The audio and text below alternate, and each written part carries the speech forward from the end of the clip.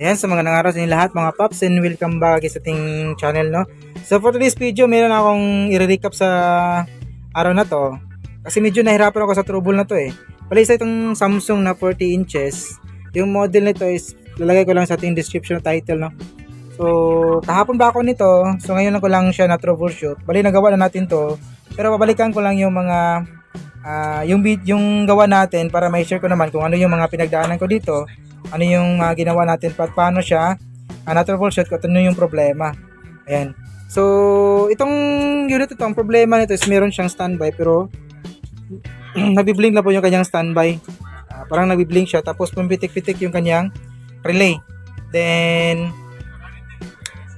yung ilaw ng kanyang optical dito, ayan, patay-sindi rin. Then chinik ko naman yung kanyang supply dito. Yung meron is yung 5 volts. Tapos kapag naka-standby siya, i-on mo siya, ipapower mo sa kanyang button. Meron siyang yung kanyang 12 volts na supply na papuntang top mainboard natin. Ano lang, kalahati lang yung supply, nasa mga 12 volts. Kalahati ng 12 volts, 6 volts, nasa 6 volts lang. Tapos dandahang siyang pababa. So ginawa ko, niresolder ko yung power supply natin. Bali nagawa na natin to dati. Yung problema, speaker lang yung pinalitan natin. So ngayon yung problema nung bumalik dito, blinking na lang siya, blinking red lights. So nagtitrace ako dito, ginawa ko, resolder ko muna. So ganun pa rin siya. So nagtrace ako dito sa kanyang primary side. Ayan, yung primary side. Ito kasi yung yung kanyang para sa standby. Yung standby niya, steady po yan, 5 volts. Ito yung filter ng standby. Ito yung kanyang tawag doon, transformer. Ito yung kanyang chopper.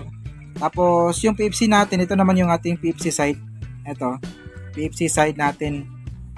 Kailangan mag-oscillate yung PFC natin para lalabas yung secondary supply tulad ng 5 volts at saka B amp. Ayan, saka yung supply ng ating para sa ating backlight. So meron siyang standby steady. Pero ang problema, yung yung EC natin napapasok. Yung EC natin napapasok dito sa may bridge diode natin. Yan yung may problema eh. Lalabas yung EC natin na 220 volts, pero dandahan siyang bumabagsak.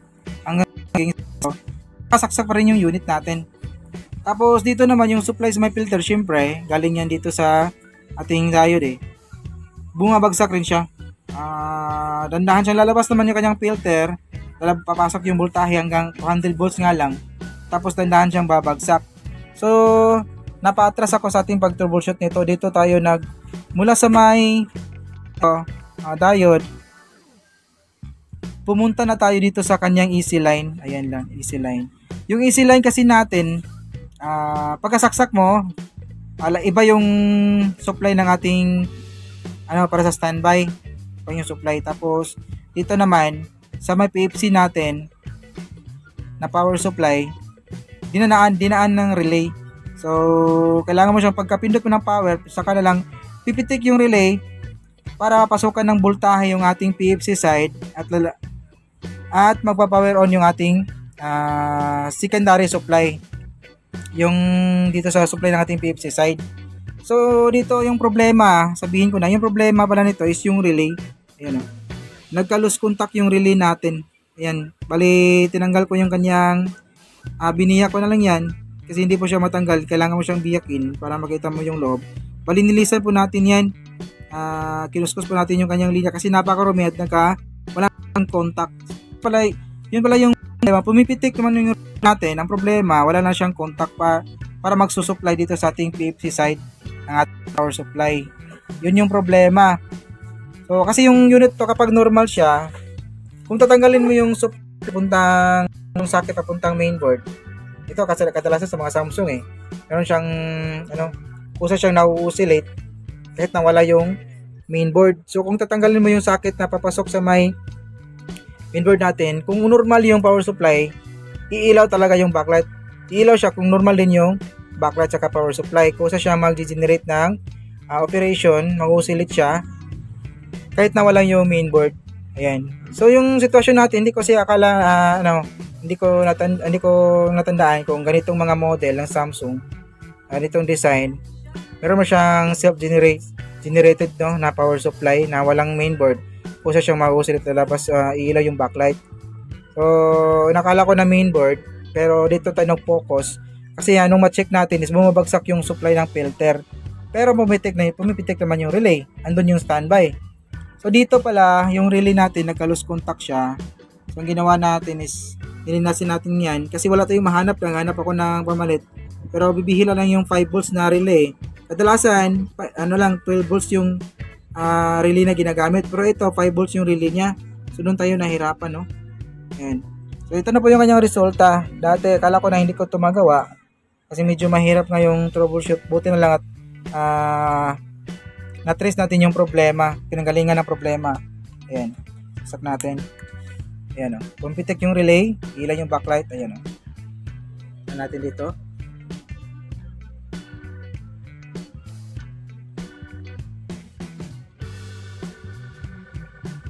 Ayun, oh.